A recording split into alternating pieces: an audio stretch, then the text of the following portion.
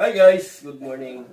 Meron lang akong nabalitaan o nakita ko actually sa habang nag-edit ako, nakita ko yun sa Facebook na yung Diwata Paris Overload ay para may closure order. So, magbabalak pa nga lang ako guys pumunta doon, pumila.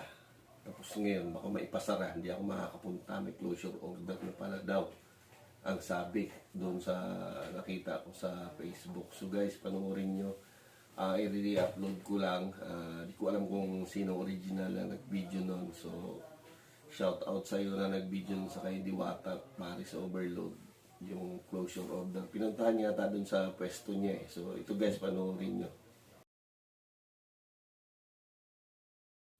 Kung saan pa ba tayo lulugar? Nandiyan na, kompleto ko na. Hindi lang naman yun. Diba ako wala akong inaano kasi rice yun eh, taga Sitol kayo. Pero sana lang maging